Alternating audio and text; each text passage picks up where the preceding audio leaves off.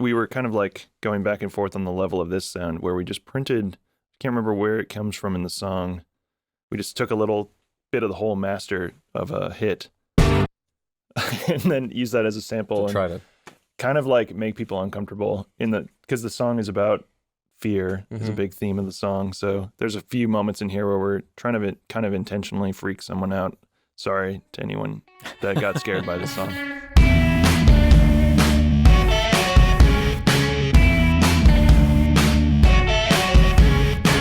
This episode is being supported by Tape It, the iPhone recording app made for musicians by musicians. There's a fair amount of like weird stuff in here. That's like What about him though? That thing. There's what's on that thing? Good question. What about him though? That's kind of like I love this delay. It's almost like Kendrick Lamar. I always think of Element. That song. Yeah, Element. that was you. You were like, let's try this delay on here without delay. What about him though? But there's also some sort of pitch thing going on. Two of these. I was looking at this. I think it's Little Altar Boy. Which we love in this family. Yeah, we use a lot of Little Altar Boy. It's just like a nice way to add like a little bit of depth and richness, especially below, something under. It's just like underlining something. Yeah. Where is that sound on the track? Oh yeah. Let me play the full mix here. Just right at the end of the verse. Chord, yeah. Because when you isolate it, it sounds all spooky. Yeah, it does. Yeah. I think a lot of this song is like having like little elements like that maybe you don't notice, but inform like kind of a little bit of a sense of uneasiness. Mm-hmm. There was I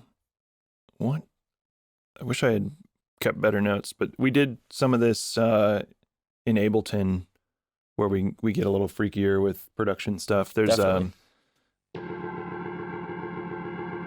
lots of copy pasting. That's love to a lot of you take a note, copy paste, just and leaving little air gaps. Yeah. Some sort of bit crusher on here. That is. There's some Moog risers in here. This is kind of a reference to some of the stuff from this side.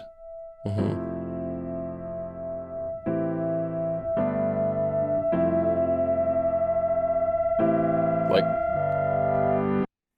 reversing the last hit on the piano, just little things like that. And I feel like the plate on your voice in this is a big part of the... This is the plate in Studio B, I'm pretty sure, just like fully... So it sounds like the lead vocal is like all of a sudden like back here. Yeah. Yeah, here's without the plate. The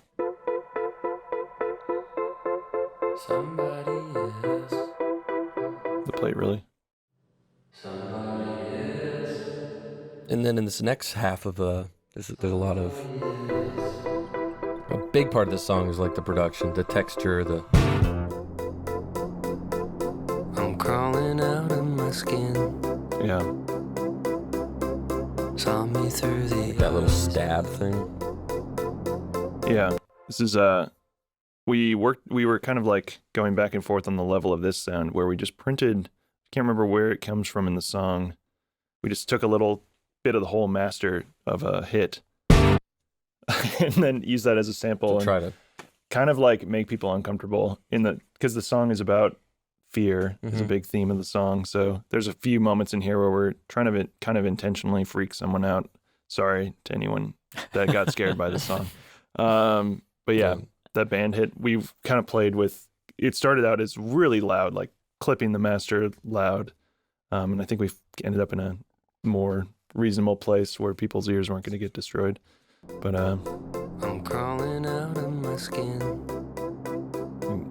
Just trying to think of ahead. The chorus. Yeah. Same kind of character we see a few times. Oh, talk about Zem. Zem plays with Jack's band, Bleachers. Great saxophonist. He came in and played kind of all over the track early before, in that stage where it was sort of the jammy verse. And he came in and just sort of played through the whole song. We ended up just kind of choosing a few moments, took a different direction. But He appears here at this like turn. That's what I have it labeled as, and then also in the outro. It's very eerie.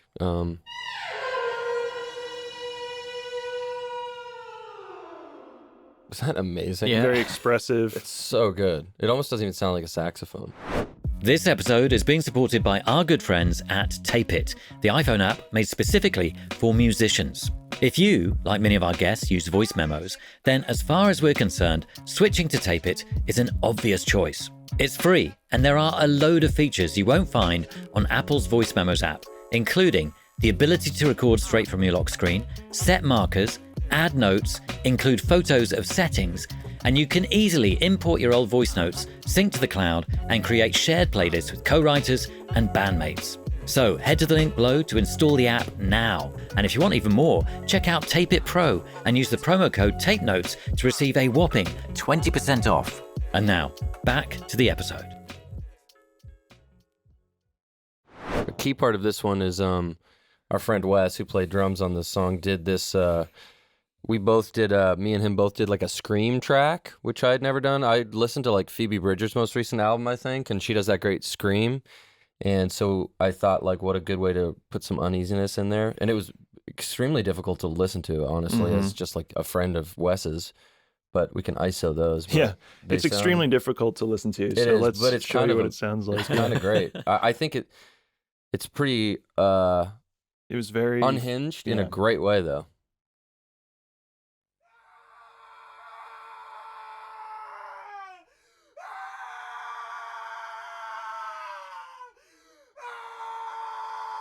And then mixed in with everything, it's...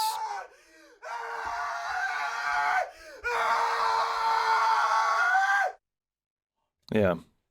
Yeah, I think you hear me say, fuck. I didn't know that was in there. Can we hear it in context then? Yeah. But Wes was actually, I think we did this with the room mics in the live room, and he was running through the room so you can hear it get louder. So he's actually, Another step to take back. kind of buried. You're just gonna let fear take that. You're just gonna let fear take that. You're just gonna let fear take that. You're just gonna let fear take that. Back in the show. Wow. Yeah. And we did a door slam here. Go by. I smile and wave.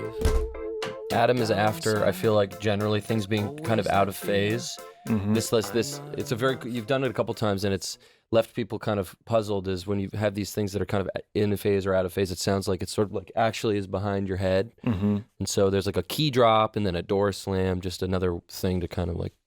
We had that binaural head. Yeah, that's a good thing to talk about. Yeah. This thing called Vivian, or was it? No, Virginia. Virginia. It's Roger, the tech at Electric Lady, has this binaural head, so it's a microphone that it's like a model head with two microphones in the ears, and really gives like a sense of space. Some of these were that a lot. recorded with. So in headphones, we're on the headphones here. It sounds very true to life, Sort of kind out of. of mix and true to life. Yeah. But yeah, use that quite a lot on this one. Let's just keep it going here. I seem cavalier. Something for this section specifically that I think really wanted this section to really hit these hits, and kind of later in the process we were using guitar trying to go big, and what we ended up really doing is actually making it kind of small and lonely and cavernous, and I feel like a good example of kind of doing the opposite of something and having a much more powerful effect, because it feel a little bit more lonely rather than it being like angry. We tried all these different, like, let's put a huge synth on this spot, with these hits, and it just never felt right until we did like a pretty clean Twin Peaks the show kind of sounding Strat, I think it was. Yeah, with a bunch of reverb on it. Yeah, what's the processing? Because I know we also manipulated the pitch on some of it. Compression. That, like, we dropped that. Yeah, that's, I think, just tuned down. Basically cover it now with a baritone guitar. Yeah. There's the verb. Verb does a lot there. And is that you, Joe, playing all those parts? So when you've got this idea, you just turn to the instrument and give it a go. Yeah. And yeah, Really interesting.